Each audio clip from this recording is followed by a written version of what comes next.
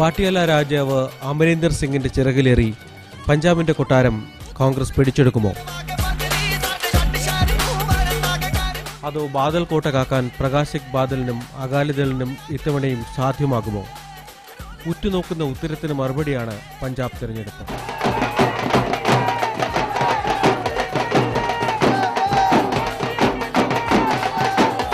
ദേശാഭിമാനത്തിന് പേരുകേട്ട പഞ്ചാബ് തീവ്രവാദത്തിന്റെ പഴയ കഥകളൊക്കെ മറന്ന് സമൃദ്ധിയുടെയും വികസനത്തിന്റെയും പാതയിലേക്ക് വന്നിരിക്കുന്നു.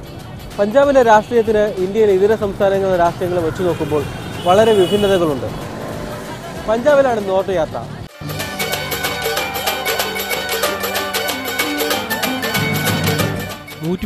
മണ്ഡലങ്ങൾ, 1.25 കോടിയിലേറെ വോട്ടർമാർ, 1078 സ്ഥാനാർത്ഥികൾ, ഇതിൽ 93 വനിതകൾ. ഇഞ്ചോടിഞ്ചാണ് പഞ്ചാബിൽ പോരാട്ടം. അകാലികൾക്കും കോൺഗ്രസിനുമിടയിൽ അയ്യഞ്ചാണ്ട് കൂടുമ്പോൾ ഭരണം വച്ചുമാറുന്നതാണ് പഞ്ചാബികളുടെ ചരിത്രം.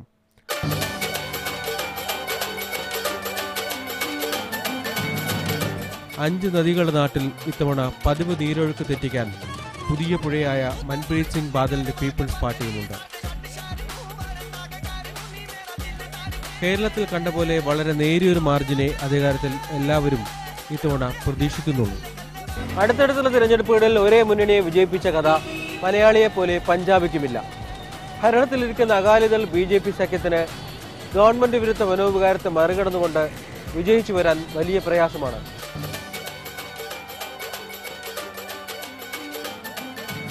കുടുംബ രാഷ്ട്രീയത്തിന്റെ കാര്യത്തിൽ പഞ്ചാബിൽ ഇത്തവണത്തെ മുന്നേറ്റത്തിന് ഒട്ടും കുറവില്ല. ക്രിക്കറ്റ് പിച്ചിലെ മാസ്മരിക പ്രകടനത്തിൽ നിന്നും പാർലമെന്റിലെത്തി സ്വന്തം പന്തിക്ക് സീറ്റ് തരപ്പെടുത്തിയ നവജോത് സിംഗ് സിദ്ധു മുതൽ അമരീന്ദർ സിംഗിന്റെ മകൻ റെനിൽ സിംഗ് വരെ മത്സരിക്കാനെത്തുന്നത് കുടുംബ രാഷ്ട്രീയത്തിന്റെ പിൻബലം കൊണ്ട് മാത്രമാണ്.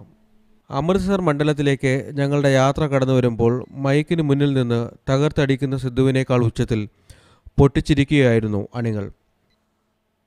പതിവ് ശൈലിയിലെ ക്രിക്കറ്റ് കമന്ററിയേക്കാൾ ആവേശത്തിൽ കളി പറഞ്ഞ് പൊട്ടിച്ചിരിപ്പിക്കുകയായിരുന്നു സർദാർജി.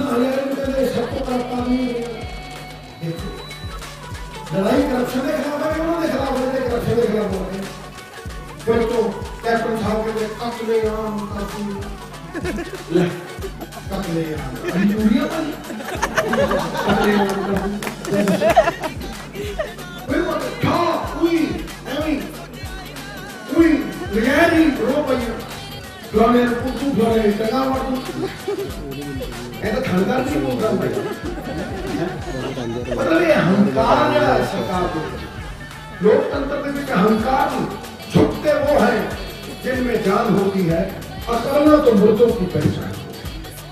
मुर्दे आकर जिंदा लोग चुभे हुए लोकतंत्र में लोगों की सेवा करते हैं, तो जो पल्ले से इन्होंने खो लिया.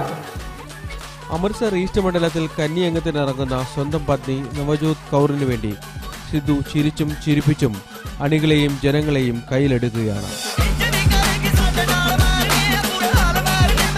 2 മന്ത്രിമാരെയും 3 MLA-മാരെയും പിന്തള്ളിയാണ് നവജോത് കൗർ സ്ഥാനാർത്ഥി പട്ടികയിൽ ഇടം തേടിയത്. അങ്ങനെ പഞ്ചാബിന് പുത്തിരിയല്ലാത്ത കുടുംബവാഴ്ചയിലേക്ക് സിദ്ധുവിന്റെ കുടുംബം കൂടി അക്കൗണ്ട് തുറക്കുമോ എന്ന കാത്തിരിപ്പ് കൂടിയാണ് ഈ വോട്ടെടുപ്പ്. Your wife is contesting this time. You're looking at the politics of Punjab. Observers say it is becoming a family dump. Absolute nonsense. No. See, there is nothing called family. The entire BJP is my family. But because of the merit of the candidate, we were looking for winning candidates. I had opposed her candidature. I had firmly said no, that she's not going to fight. Because the party and the race was neck to neck, thought that only she could win because she worked as a social worker over the last 2.5 years. 14 crores from the improvement trust was spent on this constituency.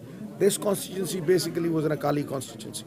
But because of a contingency issue, because of a seat being reserved in Gurdaspur, Mr. Badal had to give away this seat and take Batala as a replacement.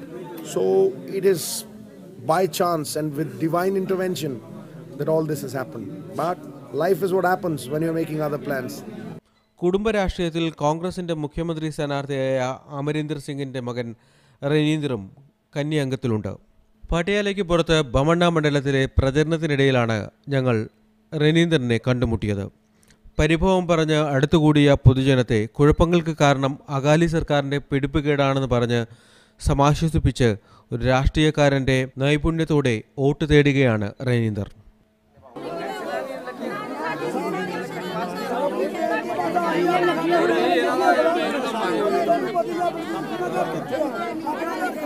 Well, look at the discontent.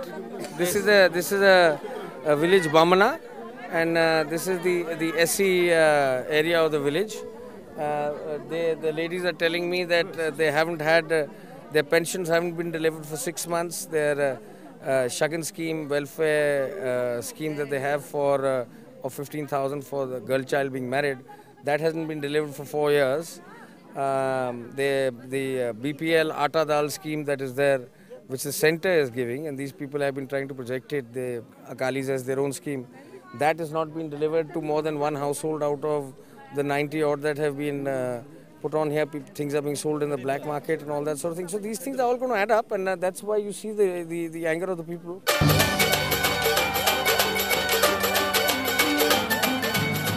എൺപത്തിനാലുകാരനായ Prakash Singh Badal ഭരണവിരുദ്ധ വികാരത്തിൻ്റെ കൊടുങ്കാറ്റിനെ വലിയൊരളവ് അതിജീവിച്ചിട്ടുണ്ട് എന്നാണ് അകാലി സഖ്യത്തിൻ്റെ വിശ്വാസം. കാരണവരുടെ കരുത്തിൽ പഞ്ചാബ് വീണ്ടും നിലനിർത്താനാകുമെന്ന് സഖ്യകക്ഷിയായ BJPയും വിശ്വസിക്കുന്നു.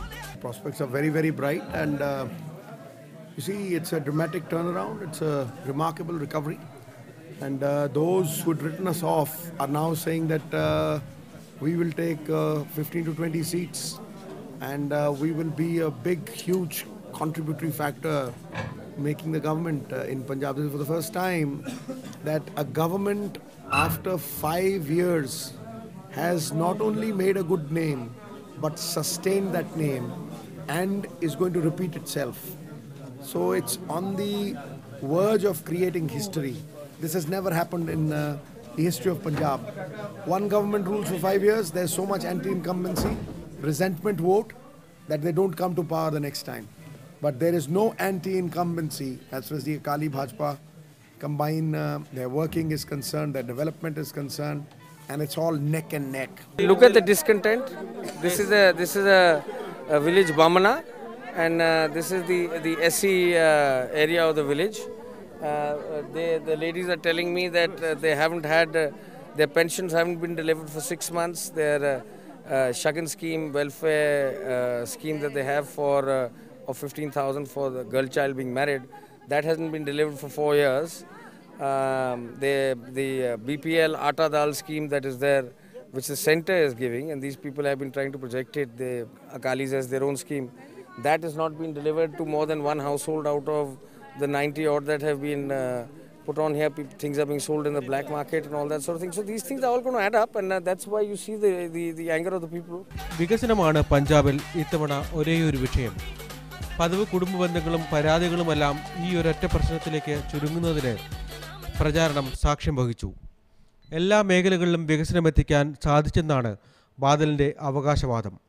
വിദ്യാഭ്യാസ മേഖലയിലും ആരോഗ്യ ഊർജ്ജ മേഖലകളിലുമെല്ലാം സംസ്ഥാനത്തെ മുമ്പത്തേക്കാളേറെ മുന്നോട്ട് കൊണ്ടുപോകാൻ സാധിച്ചെന്നതും അകാലികൾക്ക് ആത്മവിശ്വാസം പകരുന്നു.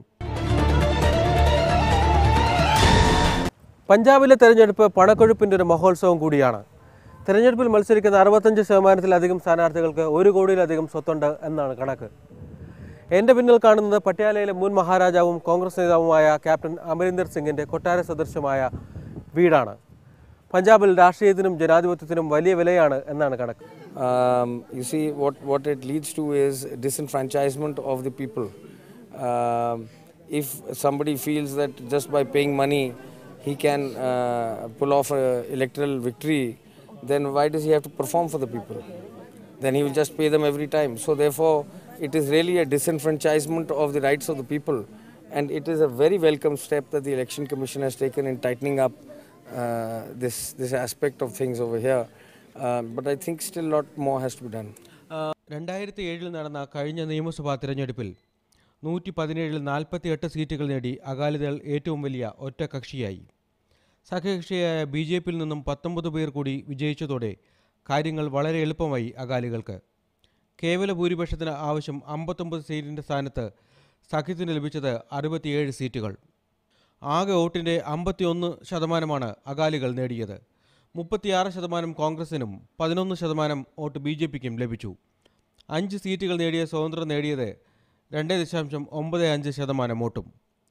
നഗരപ്രദേശങ്ങളിലും അർദ്ധനഗര പ്രദേശങ്ങളിലും കോൺഗ്രസ് മുന്നേറിയപ്പോൾ ഗ്രാമീണ വോട്ടർമാർ നിർണായകമാവുകയായിരുന്നു. നഗരപ്രദേശത്ത് കോൺഗ്രസിന് 46%, BJPക്ക് 34%, അകാലിദളിന് 19% വോട്ട് ലഭിച്ചിരുന്നു. അർദ്ധനഗര മേഖലകളിൽ കോൺഗ്രസിന് 49%, BJPക്ക് 12%, അകാലിദളിന് 38% വോട്ടുകൾ ലഭിച്ചു. പഞ്ചാബിലെ ഭരണം നിർണയിച്ച ഗ്രാമീണ മേഖലയിൽ ഏറ്റവും കൂടുതൽ വോട്ടുകൾ നേടിയത് അകാലിദളാണ്, 47%. കോൺഗ്രസ് ഇവിടെ നേടിയത് 44%, BJPക്ക് 4.32% വോട്ടുകളാണ് ലഭിച്ചത്. 6 സീറ്റുകൾ നേടിയ സ്വതന്ത്രർക്ക് ലഭിച്ചത് 4.08% വോട്ടുകൾ. Akalidal, Shomani Akalidal has very strong hold in rural area, okay, and in urban areas there are wavering once they go to the BJP, that Akalidal's alliance partner, or once they go to the Congress. Last time BJP fielded 22 candidates, 23 I think, 23 candidates, and won 19 seats. And the complete drought of Congress in urban area.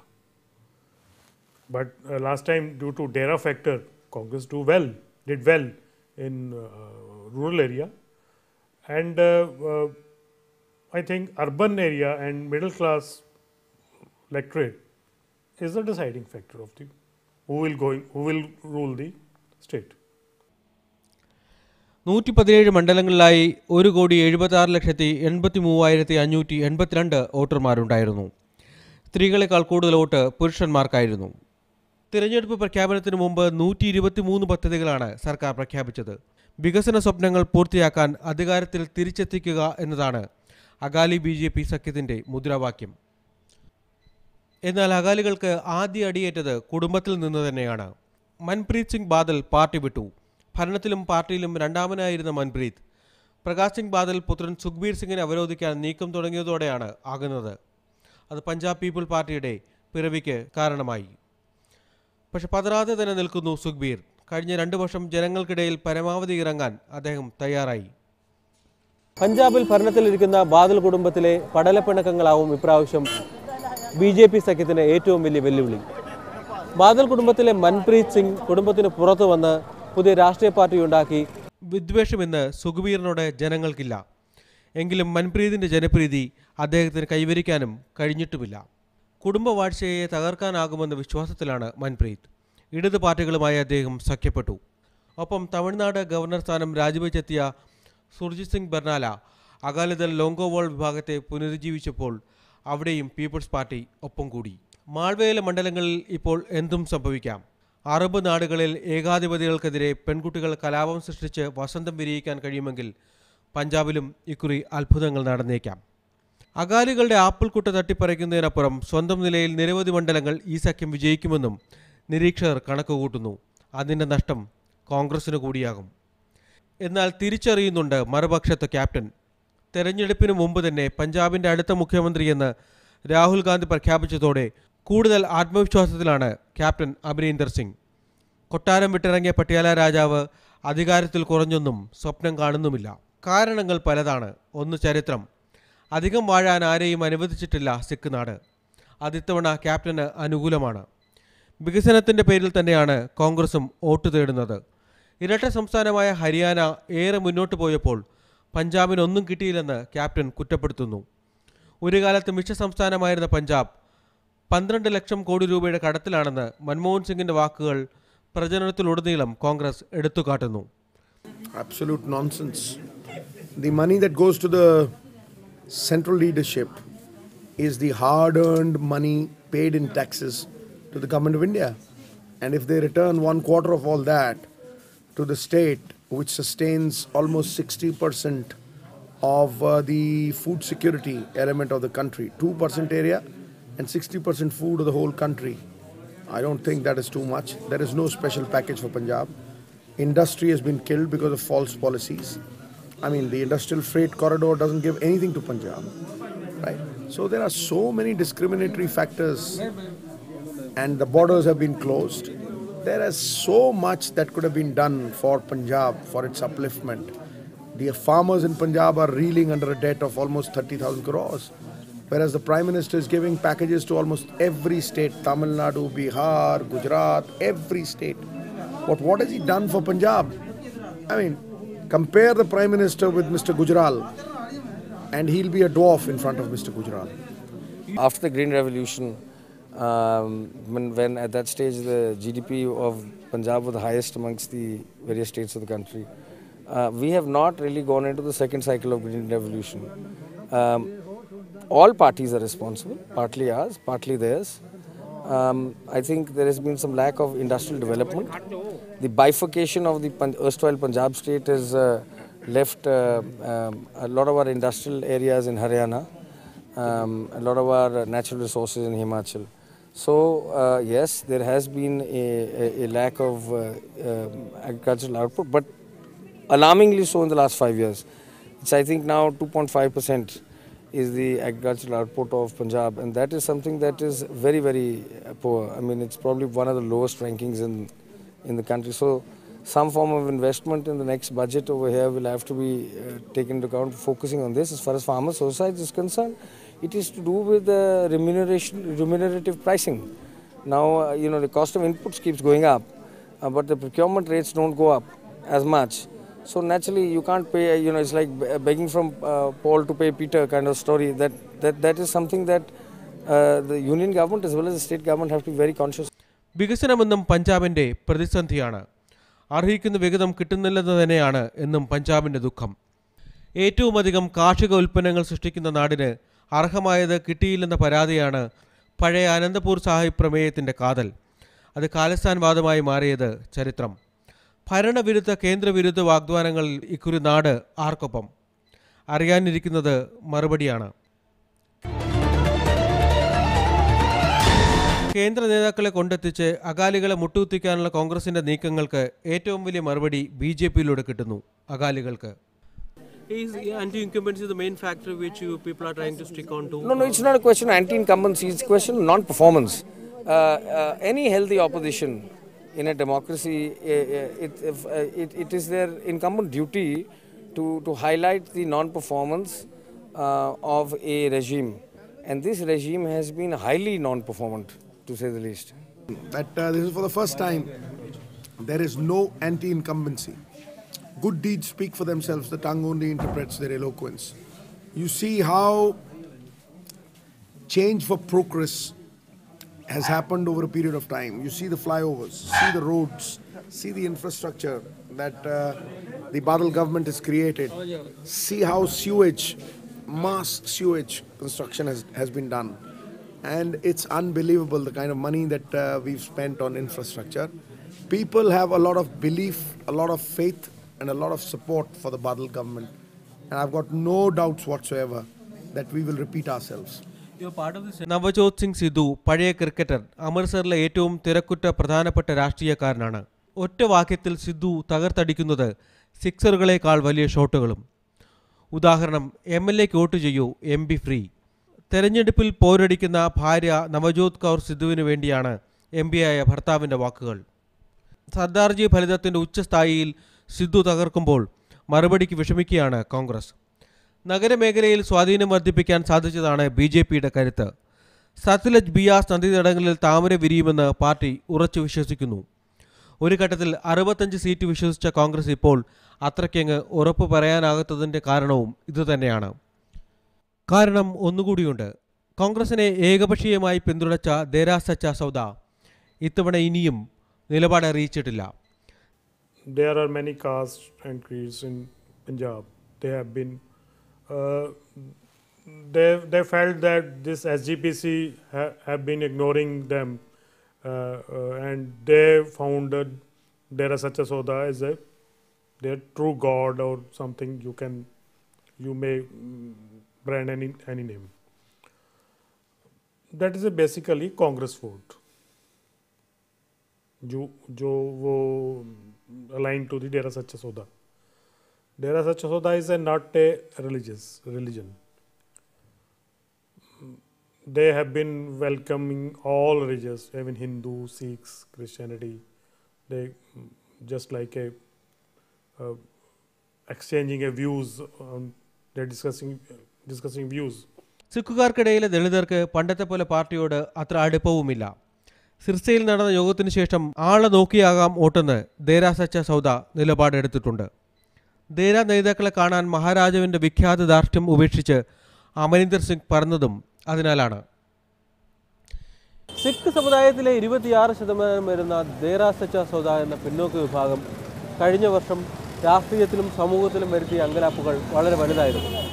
രണ്ട് മുന്നണികളും ഇന്നും അവരെ ഭയപ്പെടുന്നുണ്ട്. ദേരാ സച്ച സൗദയുടെ വോട്ടുകൾ ആർക്ക് പോകുമെന്നുള്ളത് ഒരുപക്ഷെ പഞ്ചാബ് തിരഞ്ഞെടുപ്പിൻ്റെ ഗതി നിശ്ചയിച്ചേക്കാം. നിർണായകമായ ശിരോമണി gurdwara Prabandhak committee ആരെയും പിന്തുണയ്ക്കുന്നില്ലെന്നതും ഇത്തവണ തിരഞ്ഞെടുപ്പിനെ പ്രവചനാതീതമാക്കുന്നു. അടിസ്ഥാന സ്വകാര്യ മേഖലകളിൽ ബാദൽ സർക്കാർ ചെയ്ത കാര്യങ്ങൾ പരിഗണിക്കുമ്പോൾ അത്രയേറെ വിമർശിക്കേണ്ടതില്ലെന്നാണ് SGPCയുടെ പൊതുനിലപാട്. അതോടൊപ്പം രാജ്യത്തെ ഏറ്റവും പ്രമുഖനായ സിഖുകാരൻ മൻമോഹൻ സിംഗിൻ്റെ പാർട്ടിക്കെതിരെ പരസ്യ നിലപാട് വേണ്ടെന്നും അവർ വ്യക്തമാക്കുന്നു. മതവിശ്വാസം മറ്റാരെക്കാളും നെഞ്ചോട് ചേർന്ന് വയ്ക്കുന്ന സമൂഹമാണ് സിഖുകാർ. തക്ബീറിൻ്റെ മധുരധ്വനികൾ തുണയാത്ത ഒരു ദിവസം പോലുമില്ല സിഖ് മതവിശ്വാസിക്ക്. രാഷ്ട്രീയത്തിലും മതം ആവശ്യത്തിനും അനാവശ്യത്തിനും കടന്നു കയറാറുണ്ട് പഞ്ചാബിൽ. ഇത്തവണ തെരഞ്ഞെടുപ്പിലും മതവിശ്വാസത്തെ സംബന്ധിച്ച ചർച്ചകളും ചൂടുപിടിച്ച വിവാദങ്ങളും ഒരുപക്ഷെ എല്ലാ പാർട്ടികളെയും സ്വാധീനിച്ചേക്കാം. പവർ കട്ട്, വ്യാവസായിക മാന്ദ്യം, കർഷക ആത്മഹത്യകൾ, ഹരിത വിപ്ലവം സംഭാവന ചെയ്ത രോഗങ്ങൾ, കസ്റ്റഡി മരണങ്ങൾ പഞ്ചാബ് തിരഞ്ഞെടുപ്പിൽ എല്ലാം ചർച്ച ചെയ്യുന്നുണ്ട്. See, there is a lot of claim and counterclaim on this. I fought the parliamentary elections from Bathinda, which has the highest number of cancer patients, and there's a reason for that. You see, the groundwater there is brackish, so you can't drink it. So they are dependent on canal water for it. Now, basically, it's the Satluj that supplies all the canal water in that area. Now, the Satluj begins from Ropar down through Ludhiana, around Firozpur, and then into the Bathinda region. All the pollution of these cities finds its way into our river. Now, when that canal water is the only drinking source and people drink that, even if you do some treatment, etc., there will always be some pathogens that will come in and will give. I think drinking water is the main reason for pesticides, for cancer. Pesticides are a very serious cause of concern, especially in use in vegetables and that sort of thing, where higher residual values are found. Yes, some habits have to change, but also I think greater policing by both the Central Pollution Board of Control and the State Pollution Control Board, as far as the release of water into the rivers is concerned. Well, the younger generation is a bit disillusioned because the land holdings are getting smaller and smaller. And those who want to progress today, agriculture is a medieval economy, have to digress towards the manufacturing sector and the services sector. So I feel that because the land holdings are very small, 1 acre each, I think we need to digress towards the industrial sector and the manufacturing sector like America, like the roaring economies of the world, like Germany, so that we can recuperate and the youth of Punjab does not, to fulfill its dreams, does not migrate to greener pastures like America, UK and all those places. He needs to have facilities and he needs to have incentives because of which he can stay put in Punjab and help the state grow. തലപ്പാവും കൃപാണുമുണ്ട് സർദാർജിയുടെ കയ്യിൽ. ആരധികാരത്തിൻ്റെ തലപ്പാവ് ചൂടും, ആർക്കാകും കൃപാണം കൊണ്ട് കുത്തേൽക്കുന്നത്. പ്രവചനാതീതമായ പോരാട്ടത്തിൽ ചൂടുപിടിക്കുന്നുണ്ട് 5 നദീതടങ്ങളുടെയും polling ബൂത്തുകൾ.